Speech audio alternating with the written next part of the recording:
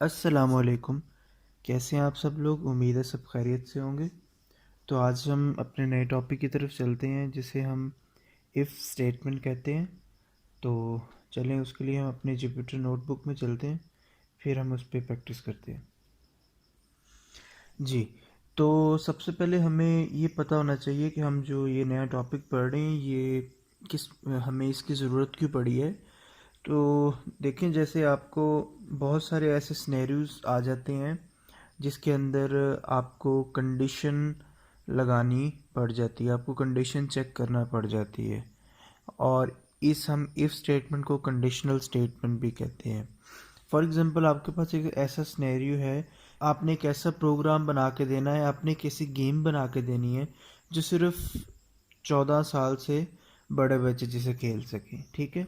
तो उस गेम के लिए आपको यूज़र की एज लेना पड़ेगी और फिर आपको वेरीफाई करना पड़ेगा। तो जहाँ पर भी ये नाम लफ्ज़ अगर का आ जाए, वहाँ पर आप लोगों ने सोच लेना है कि मुझे इफ़ स्टेटमेंट लगानी है, ठीक है। तो इस अगर चीज़ को चेक करने के लिए हम क्या यूज़ करते हैं? If statement. अब उसका सिंटेक्स क्या है, उसको लिखते किस तरह है? उसके लिए हम इफ़ का कीवर्ड लगाते हैं। लेट्स सपोज हम सबसे पहले क्या करते हैं, यूज़र से एज ले लेते हैं, ठीक है। यूज़र से एज लेते हैं, उसके लिए हमने पढ़ा था कि हम इनपुट का फंक्शन बना देते हैं, उसके अंदर लिखते हैं राइट एंटर योर एज, ठीक। तो हम यूज़र से जब एज लेंगे तो एज तो वो हमें स्ट्रिंग में दे देगा, तो उसको हमने कन्वर्ट करने का तरीका देख लिया था कि हम इसे इंटीजर कर देते हैं, ठीक है। तो लेट्स सपोज अब यूज़र जब एज देगा, कोई भी as they they, 14 as they दी है, ठीक है। तो हमने अब क्या करना है, हमने वेरीफाई करना है कि इसकी एज 15 से बड़ी है तो हम इसे गेम खेलने दें, नहीं तो हम इसे गेम अलाउ ना करें। तो उस चीज़ के लिए हम क्या करते हैं, हम इफ़ का कीवर्ड लगाते हैं। इफ़ जैसे इंग्लिश में होता है, हम कहें ना कि इसे गेम खेलने देनी है, तो हम इंग्लिश में भी ऐसे ही बोलेंगे, if his age is greater than 14 then he is allowed to play game. तो उसके बाद फिर हम इफ़ के बाद क्या करते हैं, जिस चीज़ को हमने चेक करना होता है उसका नाम लिखते हैं। फॉर एग्ज़ाम्पल, हमने इसमें एज को चेक करना है, इफ़ एज ग्रेटर देन और इक्वल टू किसके, 15 के हमने चेक करनी थी, ठीक है। अब इस इफ़ स्टेटमेंट के बाद, ये जो इफ़ स्टेटमेंट लिखी है, इसके फ़ौरन बाद हम ये कॉलन लगाते हैं, ठीक है। अगर आप ये नहीं लगाएंगे तो आपको सिस्टम आपका एरर देगा। और उसके बाद जैसे ही आप एंटर प्रेस करेंगे, ये देखें इसने आपको ये वाली स्पेस दे दी है। तो बेसिकली इस चीज़ को हम कहते हैं इंटेंडेशन, ठीक है। अगर आप इंटेंडेशन को ख़राब कर देंगे, लेट्स सपोज अभी मैं इंटेंडेशन के साथ आपको करके दिखाता हूँ। प्रिंट आप कर दें वेलकम टू द गेम, ठीक है। हम लेट्स सपोज कर दें, तो सबसे पहले क्या होगा, यूज़र से एज ली जाएगी। एज लेट्स सपोज उसने 16 दे दी है, और जब ये चलेगा तो उसने मैसेज प्रिंट करवा दिया वेलकम टू द गेम।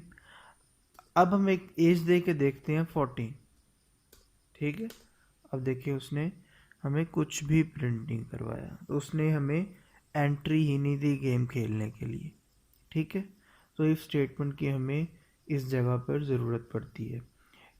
अब मैं आता हूँ कि हमें ये लगाना क्यों ज़रूरी है, ठीक है।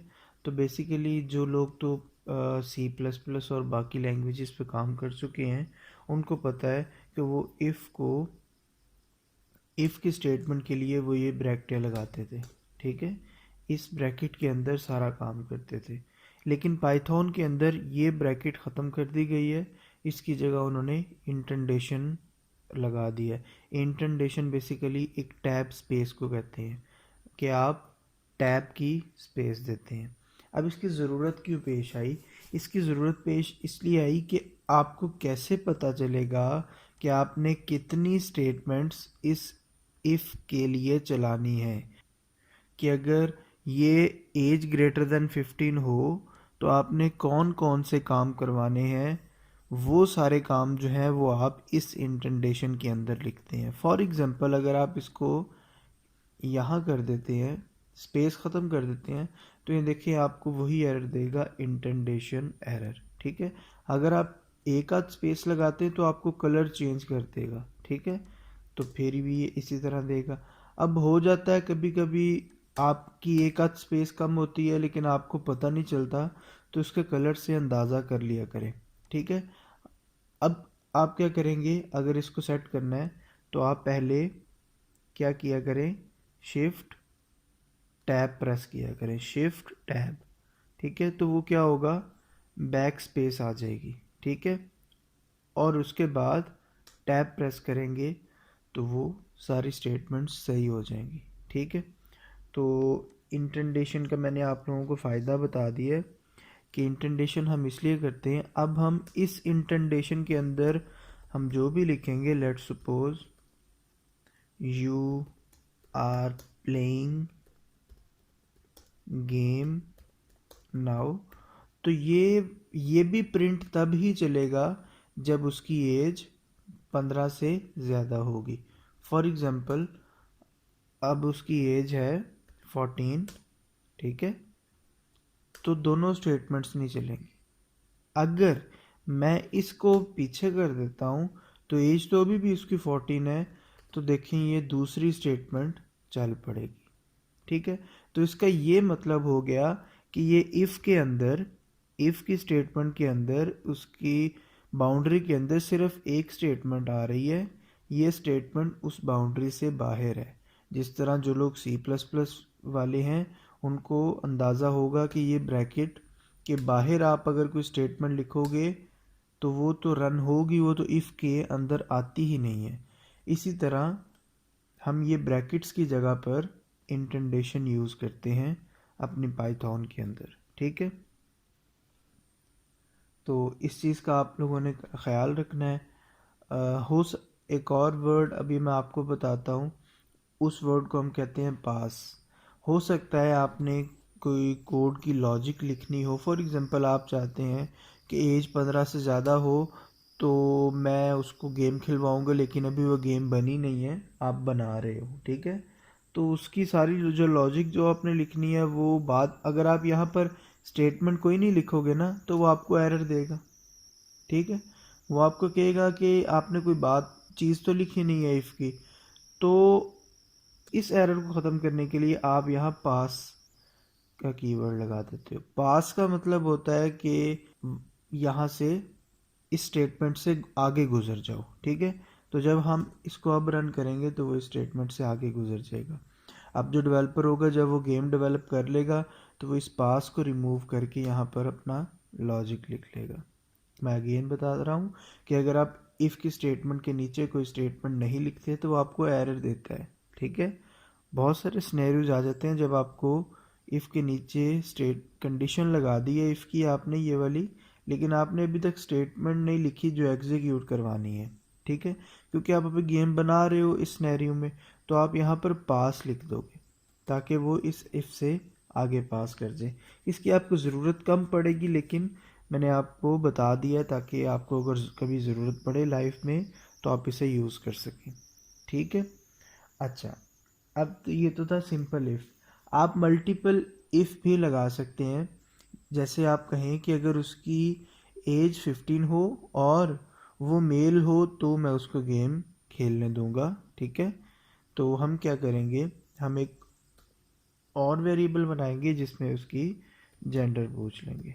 ठीक है, अब हमने जेंडर में अगेन यही वाला पूरा इनपुट का फंक्शन कॉल करेंगे।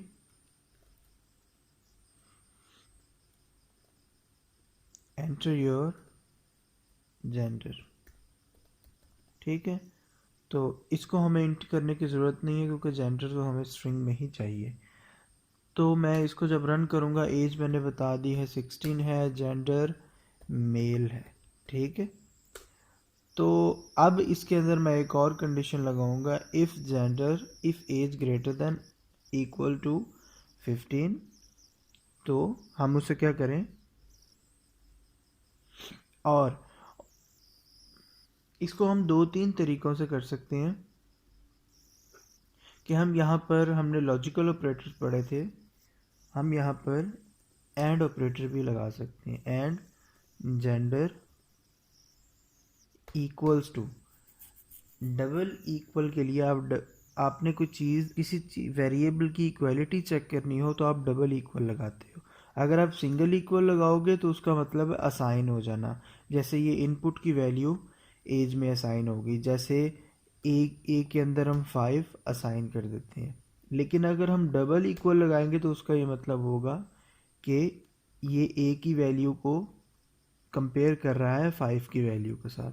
तो हम चेक कर लेंगे इफ़ जेंडर इक्वल्स टू किसके, मेल।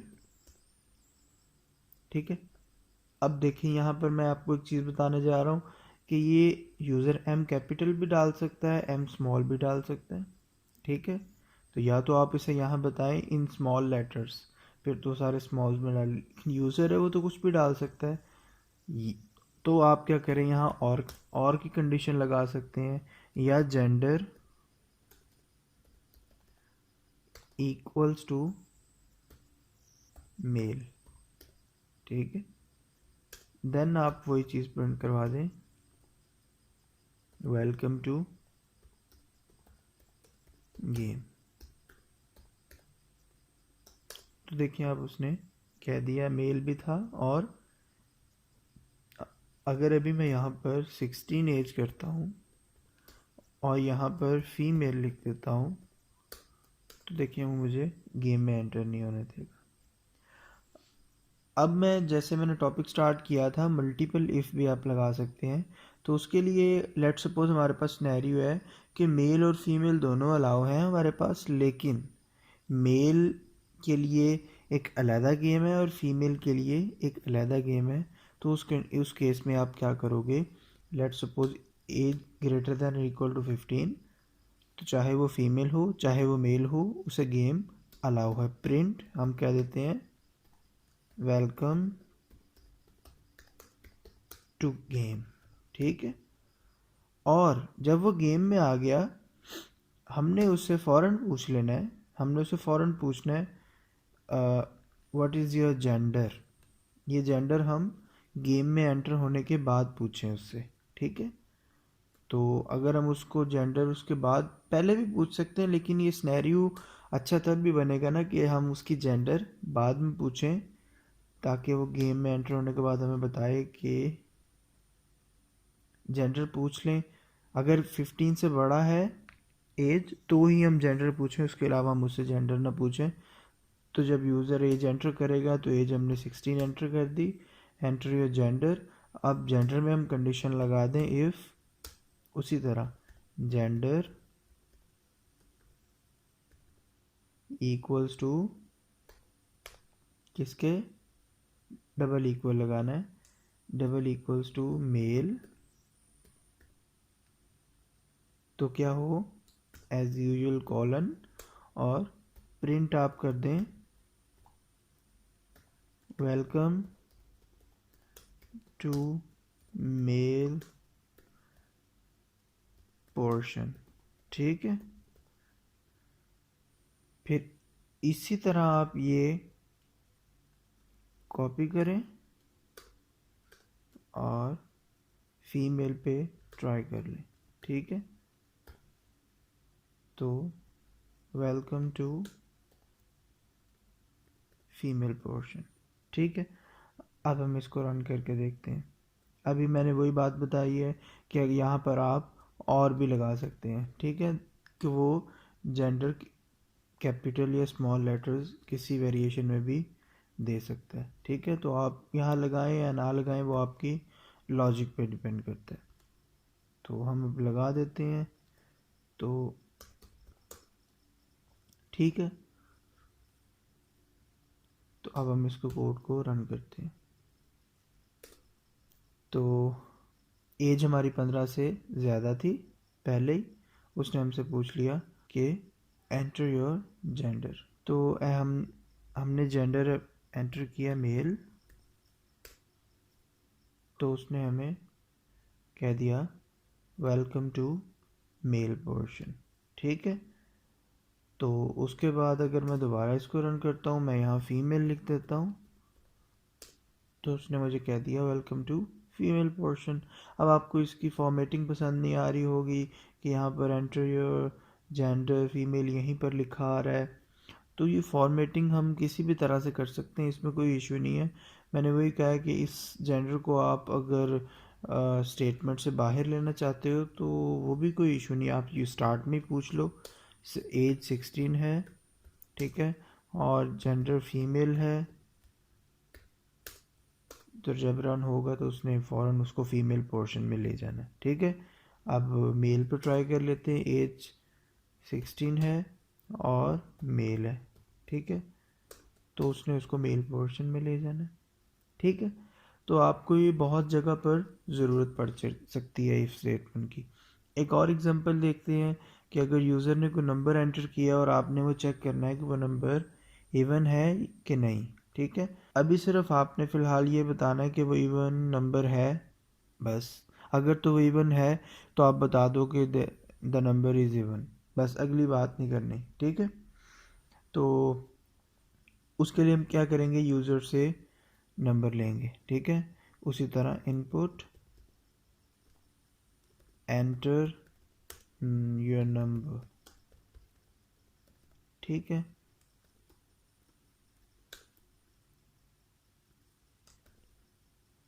तो उसके बाद यूज़र से जो नंबर लेंगे उसको हम इंट में करके टाइप कास्ट, तो जिसने टाइप कास्टिंग अभी नहीं देखी वो मैंने लेक्चर अपलोड कर दिया था टाइप कास्टिंग पे, आप टाइप कास्टिंग का लेक्चर वहाँ से देख लें। ठीक है, तो लेट्स सपोज नंबर एंटर कर दिया, तो अब यूज़र ने नंबर एंटर किया है जी 6, तो ये नंबर इवन है। तो हम चाहते हैं कि चेक हो कि नंबर इवन है या ऑड है, तो हम चेक करेंगे इफ़ नंबर, इफ़ ए। अब इवन नंबर हमेशा वो होता है जो 2 पर डिवाइड हो जाए, और ऑड नंबर वो होता है जो 2 पर डिवाइड ना हो। तो हम ये चीज़ कैसे चेक करेंगे, जो 2 पर पूरा पूरा डिवाइड हो जाए, उसके लिए हमने एक ऑपरेटर पढ़ा था रिमाइंडर लेने के लिए, मॉडुलस। तो हम जब मॉडुलस ऑपरेटर लगाएंगे a मॉडुलस 2 इक्वल्स टू 0, इसका मतलब ये है कि a नंबर 2 पर अगर हम डिवाइड करें तो उसका रिमाइंडर 0 आ जाए, तो इसका मतलब है प्रिंट क्या कर दो, number is even.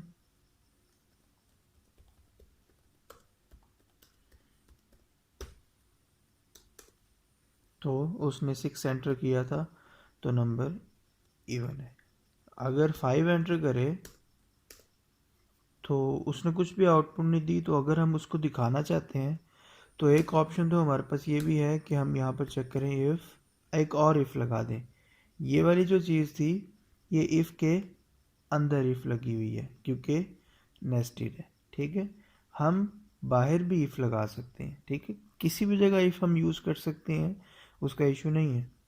If number जो है ए मॉडुलस 2 नॉट इक्वल टू 0, अगर वो 0 के इक्वल नहीं है तो प्रिंट क्या हो, नंबर इज़ ऑड। ठीक है, तो अभी हम इसको रन करके देखते हैं दोबारा। यूज़र ने 5 दिया है और उसके बाद उसने बता दिया नंबर इज़ ऑड। अगर हम इसको चेक करते हैं, यूज़र ने 6 दिया है तो उसने इवन। ठीक है, इसी तरह किसी भी नंबर पर चेक कर सकते हैं, 8 दिया है तो नंबर इज़ इवन। ठीक है, तो हमने 2 प्रोग्राम्स देख लिए हैं। इसके अलावा भी आप बहुत सारे, आपको प्रोग्रामिंग आप जब करेंगे तो आपको इफ़ एल्स की बहुत ज़्यादा ज़रूरत पड़ेगी, तो इस टॉपिक पर आप थोड़े से प्रोग्राम्स खुद कीजिएगा। ठीक है, ताकि आप लोगों को समझ आ जाए कि पाइथन में इफ़ किस तरह यूज़ होती। ठीक है, तो जो लोग वीडियो देख रहे हैं, अगर उन्हें वीडियो पसंद आई हो तो वो लाइक कर दें और शेयर कर दें, और अगर उन्होंने अभी तक चैनल को सब्सक्राइब नहीं किया तो वो चैनल को सब्सक्राइब कर दें। तो अपना ख्याल रखिएगा, इंशाल्लाह मिलते हैं अगली वीडियो में, तब तक के लिए अल्लाह हाफ़िज़।